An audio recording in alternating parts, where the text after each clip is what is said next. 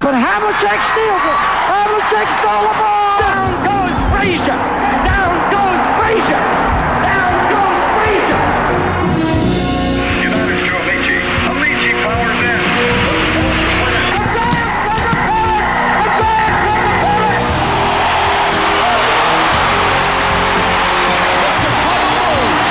Won their 6th NBA championship. Gibson swings. This is going to be a home run. Unbelievable.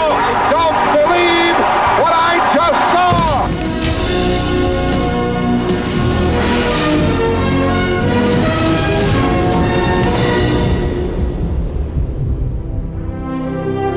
Hello, I'm Chris Fowler, and welcome to SportsCentury. For so long, the face of the NBA had been smiling and non-threatening, from Julius Erving to Magic Johnson to Michael Jordan. And then came this representative of the hip-hop generation, a walking billboard of tattoos, braids, fixed scowl, and defiant attitude. Allen Iverson became a symbol of those on the outside, and a disquieting reminder that they exist.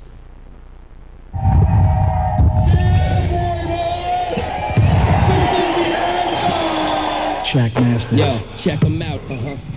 Iverson in many ways is one of the foremost representatives of hip-hop culture in modern-day America outside of rappers themselves. You know, the way he stepped on the basketball court, rocking the cornrows, rocking the tats.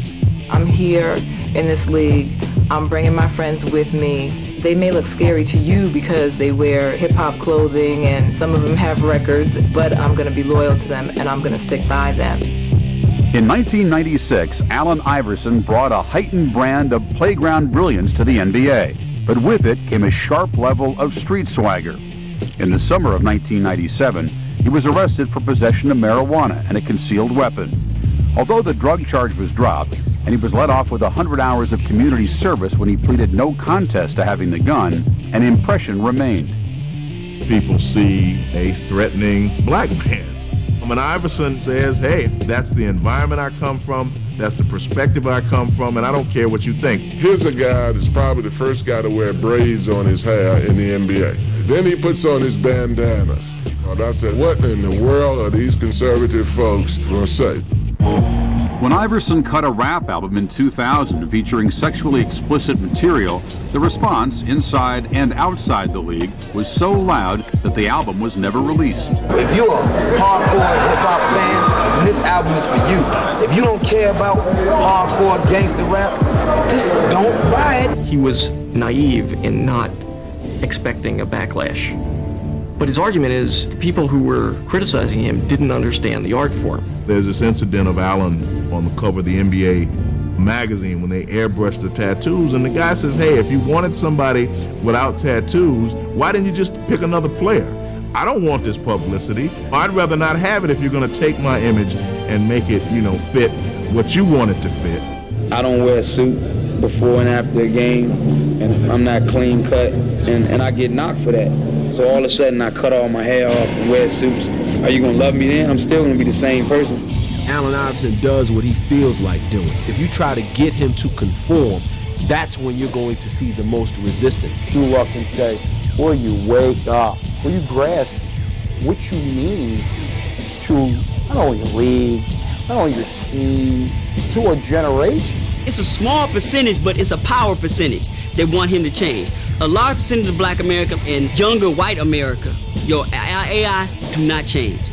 Stay who you are. What's happened, interestingly enough, is in the culture at large, he transcended basketball and became a pop culture icon.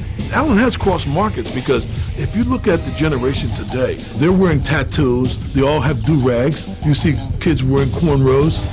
He played with a protective sleeve on his surgically repaired elbow, and if you take a look at playgrounds around Philadelphia, you see 13-year-olds wearing this long protective sleeve. He does it because it's a medical thing.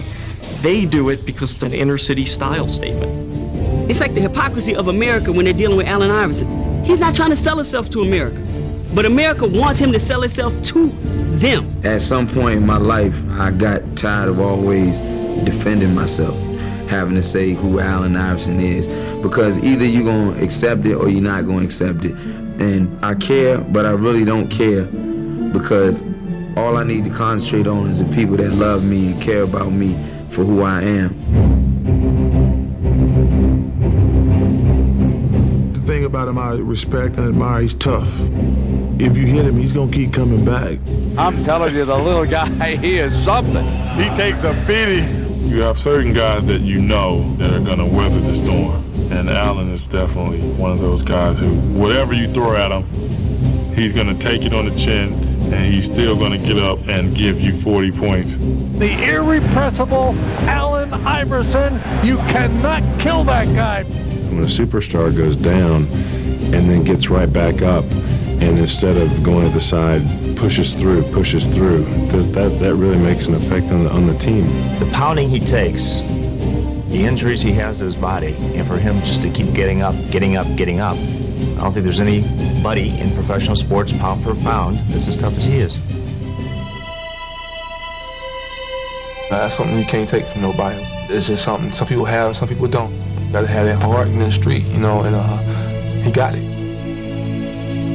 Because of the game that I played, my size, my weight, people always said I couldn't do this, I couldn't do that, and I've heard it all my life. And I always took that as a challenge. And it does have a lot to do with where I come from, because I didn't supposed to make it out of the place that I made it out of. Here's a guy who's successful on his own terms. He's successful in spite of all the odds against him. All the circumstances of his life were such that he probably shouldn't have made it past a teenager. The roots of Iverson's toughness run deep, back to his birth on June 7, 1975, in the racial backwaters of Hampton, Virginia, near Newport News. Allen Iverson grew up in a tough neighborhood as the child of a teenage mother. His biological father had already left the family by the time Allen was growing up, and Allen's stepfather was also locked up for several years on drug charges. The violence he saw growing up, it started at 8 years old when he witnessed his first murder. It was a commonplace occurrence in Newport News throughout his adolescence to sort of be among the crowd standing around a chalk outline of a body. A lot of the people that he really kind of counted on and looked to were killed. He had some very close friends growing up, and a lot of them didn't make it out of there. Allen's brought up in a house where there's cousins, there's 13 kids in a couple-bedroom house. There's chaos. There was raw sewage floating on the floor, and it's one of the reasons why Allen was always on the playgrounds till all hours of the night. The crossover move actually had rather tragic roots. At age 3, his mother tells him that he's got to be the man of the house. By 5, when he's jumped on by 5 kids and comes home to get a fishing rod to fight him off with, his mother stops it all and says, "No, you go back there and fight them all one by one." So here's a cat that has to go out and find a way to make money when he still has to be at school 8 hours a day. But still make sure that his sister, his baby sister, gets to school and gets to work. Still make sure that his mom is not out there on the streets getting caught up in anything that's out there. It was bad for me growing up, but I feel like sports was an outlet for me, you know, because it took my mind off a lot of things that I was dealing with. My mom told me I could be anything I wanted. And I told my friends, you know, I was going to be a professional athlete. Back then, they always used to laugh at me. They soon stopped laughing. At Bethel High School, Iverson gained statewide fame in 2 sports. Iverson will take it on the one hop, trying to get a block on the sideline. He does. He's down the sideline looking for one block. He may go. He will. What do you got to say as a junior to come and win a state championship? It's got to feel pretty good. Gonna go get one in basketball now, that's all. He had 30-foot range on his jump shot. He was a right-handed tiny archibald in terms of handle, and he could jump through the rafters. So I could take MJ. Then we stopped. We said, Michael Jordan. He said, I tell you what, if I get the ball, I think I could take him and score him. I mean, he got that much confidence in his game. It's over. It's over. Took our time, man. Well, we played hard. We wanted this, man. First one. Feel good. Along the road to the state basketball championship in his junior year, Iverson's fame took a downturn when he became the focal point of a racially motivated brawl in a local bowling alley on Valentine's Day 1993. The allegation is that there was, the N-word said, that there was a racial epithet which ignited a melee. And in the course of the melee, the violence done was extreme. Allen Iverson has never denied that he was involved in that. Some of the white kids were injured much more severely than the black kids were. And there was a chair thrown that hit and injured someone, and it was Allen Iverson eventually who was said to have thrown the chair. There was supposedly a racial brawl, but only 4 black youths, 2 of them minors with no records, including Allen, were arrested and charged. They are charged with a statute called maiming by mob that was instituted to protect blacks from lynchings, and now it's being turned against 4 young black men. A town was immediately divided, and the rhetoric was heightened. We want the national leadership of this country to come in here and help us get rid of racism. People in this city don't realize today that that was a frightening situation. That couldn't have been a burning Hampton. I did feel bad for what happened to the people that night at the bowling alley. I don't want that to happen to nobody in any situation. 2 people were knocked unconscious in the fight. Iverson was convicted and sentenced to 15 years, 10 of which were suspended. Man, that judge gave him that time. You would have thought that you were at a funeral of a slain leader. Me, myself, I was crying. I couldn't believe it. I was incredulous. After serving 4 months at the Newport News City Farm Correctional Facility, Iverson was granted clemency by Governor Douglas Wilder. Barred from playing high school basketball, Iverson earned a diploma at an alternative school. And although his conviction was overturned in 1995, the stigma attached to it remained. He feels that he was wrongly punished, and because of that, he has been on a mission from that day forward, never to be knocked down by anybody in quote-unquote the system again, and I think that drives him more than anything else. It was tough for me when I got locked up because, you know, you say nobody makes it from Newport News, Virginia. I just said, well, I'm just going to be 1 out of the million, 1 out of the billion.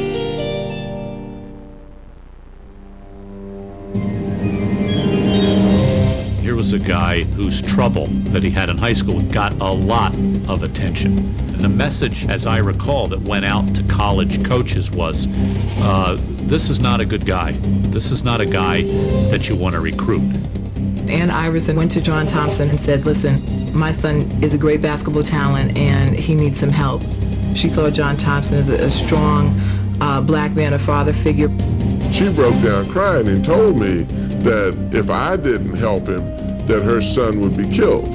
Under Thompson, Iverson was twice named Big East Defensive Player of the Year and earned All-American status when he averaged 25 points as a sophomore.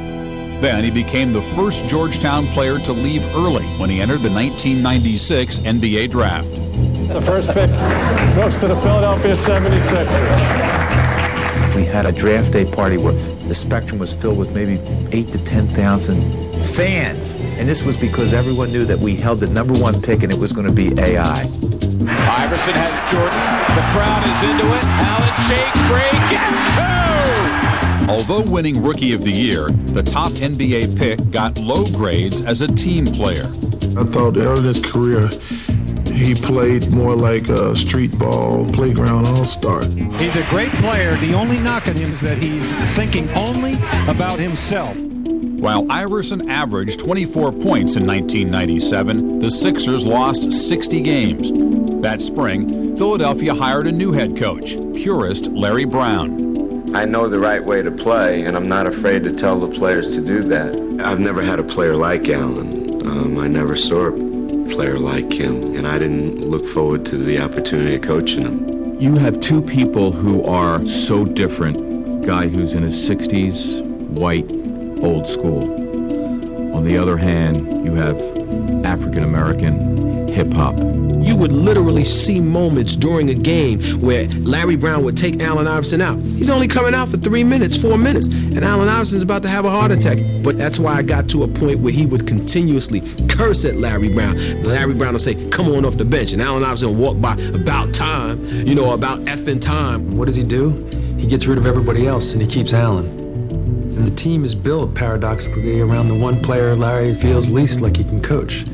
Although the Sixers steadily improved over the next 3 seasons, the relationship between old school and hip-hop continued to clash.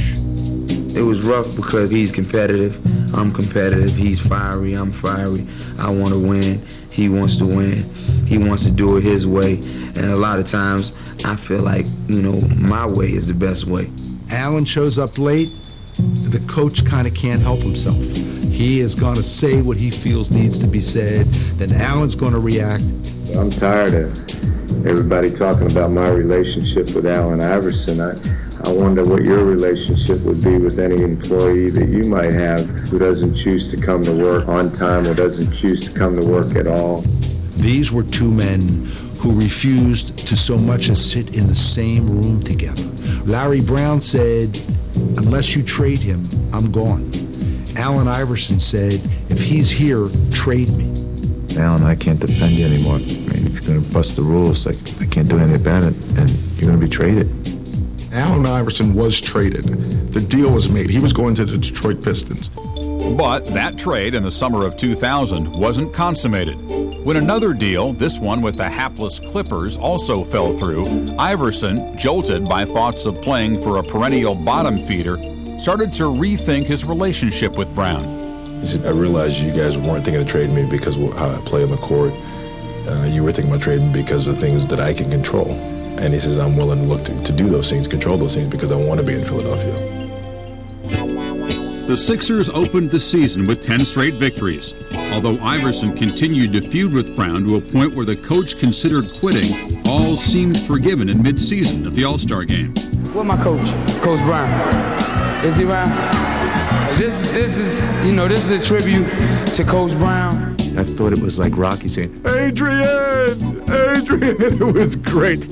The Sixers finished with the best record in the Eastern Conference as Iverson averaged a league-best 31 points and was voted MVP. In the playoffs, he led Philadelphia into the finals for the first time in 18 years. 101-99. Iverson against Tyronn Lue. Baseline right, he backs up, he fires 2 balls. He's way too good! You didn't see the tattoos, the cornrows, and the baggy clothes. What you saw was someone who fell down, bruised up body, but no broken spirit. You saw someone that you wished was on your team. Coach Brown is a Hall of Fame coach, and by going through all of that we went through in the beginning, I think helped us. Although the Sixers lost to the Lakers in 5 games, Iverson's gritty leadership not only won the approval of most Philadelphia fans, it demonstrated that he had bought into some old-school wisdom. But after early playoff exits in 2002 and 2003, Brown bolted for Detroit, leaving the 165-pound Iverson to face a future without the coach who helped turn his game from a liability into an asset.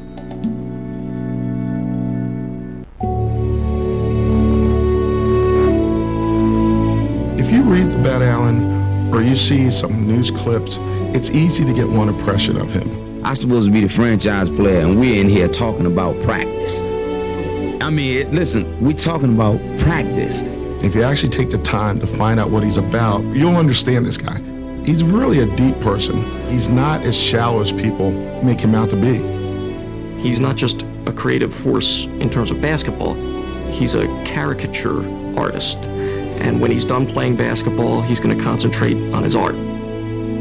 I had some friends over at my house. Allen came over. At the end of the night, a guy came over to me and said, "Wow, I had no idea that this guy was this nice." And he sat up and he talked to my son. And in my mind, I'm saying, this guy's always like that.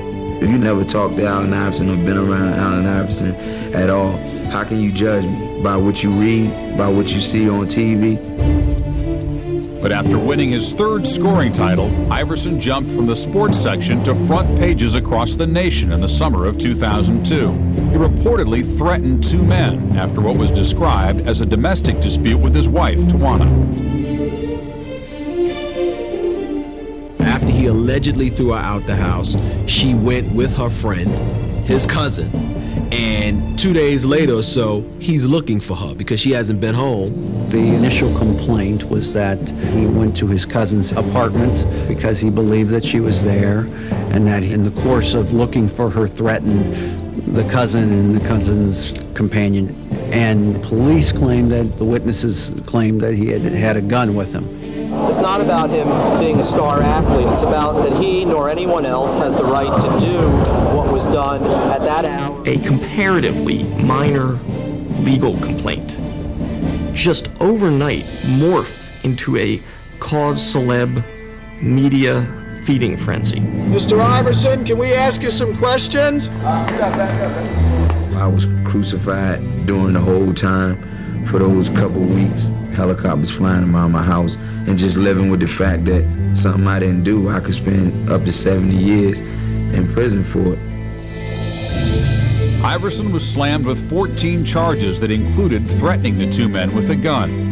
Although all the charges were dropped when his accuser's testimony didn't hold up in court, Iverson publicly hit back. He said that at the time he believed that there were police in Philadelphia who were out to get him, and that he had heard that there were cops who were toasting what they called his next arrest. He did feel occasionally that he wasn't safe in Philadelphia and that he might be set up by a crooked police officer.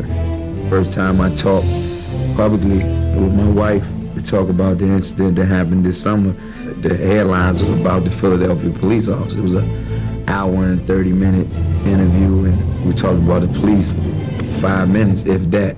I wasn't talking about all police officers in general.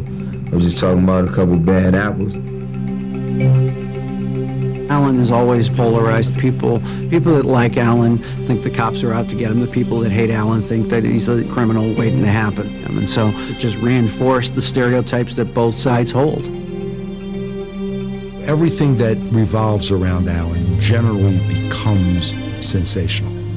Everybody wants something to change, and if you're Allen Iverson, you can't listen to everybody. Larry Brown has a great expression. He's got to figure some things out for himself. He says it a number of times. He's still going to make mistakes, but I think the kid really cares. He has a lot to give. Allen has not taken the cue. He has not grown up. Inside of his manly body is still a little kid. With all the greatness, he still doesn't get it. I'm not sure if he's grown and matured. I'm not sure. I'm not sure if he's gotten the full impact of his stardom or responsibility. I don't think he's ever gotten that. At 27, he's still young, but he's gone through the life of a 45-year-old individual. He just doesn't smile as much. You know, not that he's not happy, he's just tired, man. I don't want to be the bad boy of the NBA. I don't want that label. Maybe people think I'm a thug and I want to be that, and I know by me saying it, it's just not going to be enough. But hopefully I got a long life to live and people can start to understand me a little bit more. For all his stated desire to change his image, trouble continued to follow Allen Iverson. In the early morning of April 14, 2003, 2 shots rang out in front of a Philadelphia nightclub. One bullet struck Larry Robinson, a business associate of Iverson, in the leg. According to police, the 76er guard stood nearby. Coach Larry Brown said, "It's a different world." Perhaps, but it's one that Iverson knows all too well. For SportsCentury, I'm Chris Fowler.